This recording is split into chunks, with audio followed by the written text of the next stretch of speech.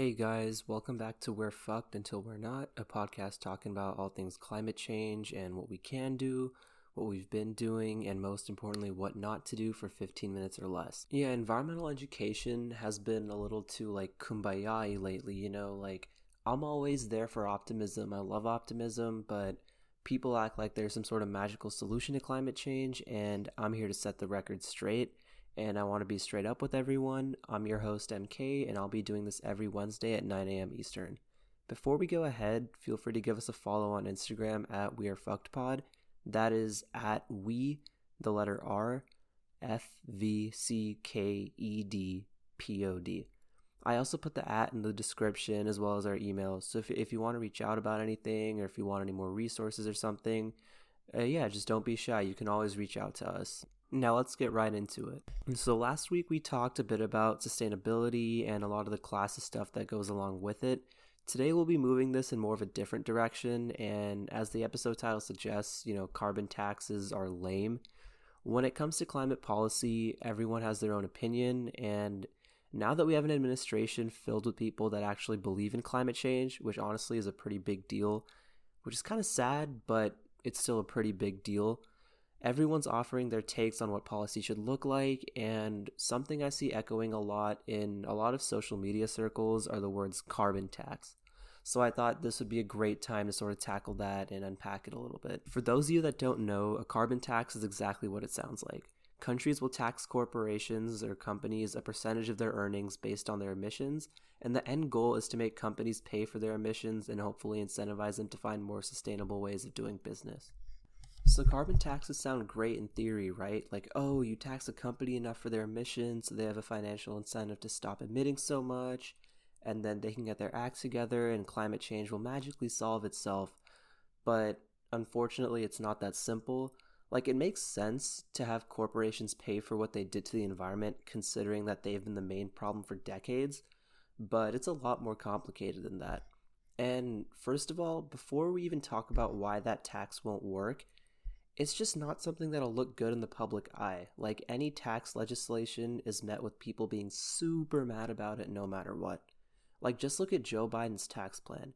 He wants to keep most things the same, but he literally just wants to tax people that make over $400,000 a year for what they make over $400,000 a year.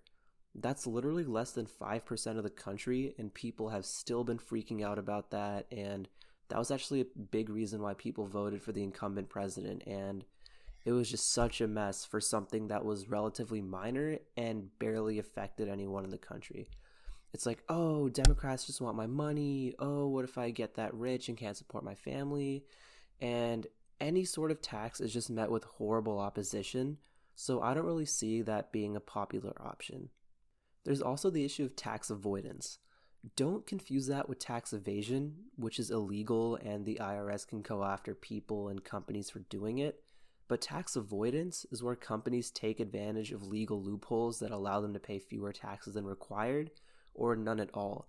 That's something that the government actually encourages, and private citizens can do it too. But companies like Amazon and Apple do this all the time and barely pay any tax to the state or federal government. And putting any issues of partisan politics aside, companies are definitely going to find loopholes that'll lead to taxes not being as effective, or a lot of legal battles that'll just cost the government a shitload of money for no reason. As an environmentalist, I support the government using money for environmental causes like a carbon tax, but wasting that money to fight for a carbon tax and, potentially using all that tax money just to fight legal battles is kind of the most idiotic thing ever, so it makes sense to move away from that. So now that we know that a carbon tax isn't the way to go, it's really good to know that there is a much better solution, and that's called a cap and trade program. If you don't know what that is, a cap and trade program is where a government sets a hard-ass limit on corporations and industries, which means that if your company goes past its emissions cap that was set by the government, it'll have to deal with the legal ramifications of going past it. So there's already a law and there's already accountability, which is great. The thing is that these caps decrease over time, which makes sure that companies and corporations switch their supply chains to make sure that their emissions are decreased so they don't have to deal with any of these legal ramifications. The trade part of cap and trade is kind of where the fun comes in. It allows for companies to buy and sell some of their emissions allowances if they don't need them because they're already like very sustainable, and that creates a market for companies that have already been able to cut their emissions first. So they can sell their allowances to companies that haven't been able to do so yet, and it's just another source of revenues for some companies that have, taken advantage of their R&D programs and have already become more sustainable.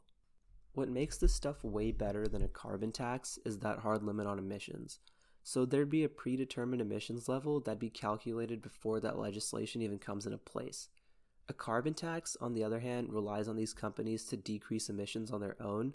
So technically speaking, these companies could still emit however much they wanted to, it just means they have to pay for it.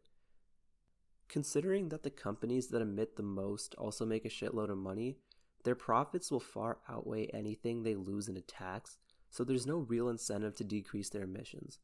The legal pressures of a cap and trade program would give that external and legal pressure that they need in order to actually decrease their emissions. Like, look at a company like BP. They only kind of got their act together because of that oil spill that happened and all of the public and legal pressures that came onto them.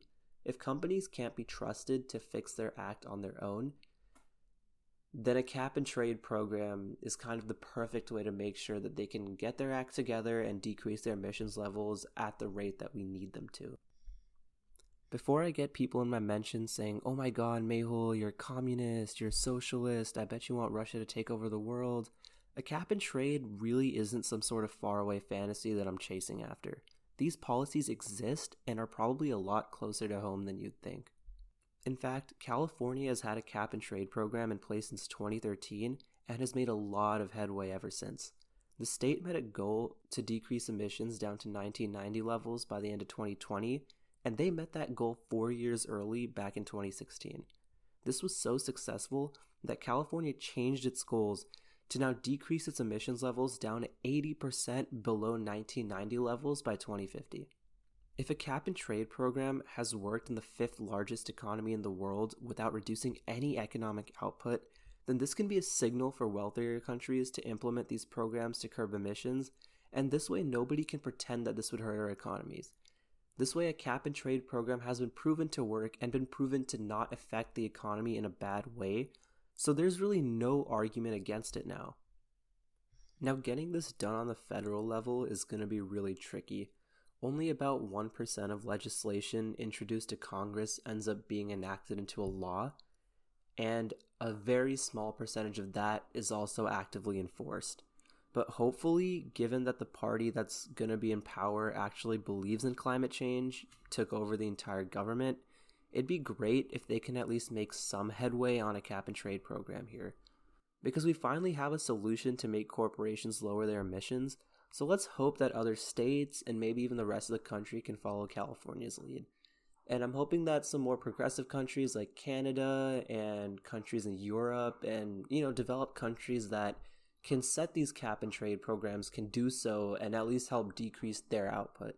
Thank you so much for tuning in, everyone. If you want some more information or resources, or if you disagree with something I said, or you've magically fallen in love with me after listening to me talk sustainability every Wednesday, my DMs are open on Instagram, or you can shoot us an email, both of which will be linked in the description below. We love hearing people's opinions, so if there's anything you want to see featured on the podcast, don't hesitate to reach out. I'll see you guys next Wednesday.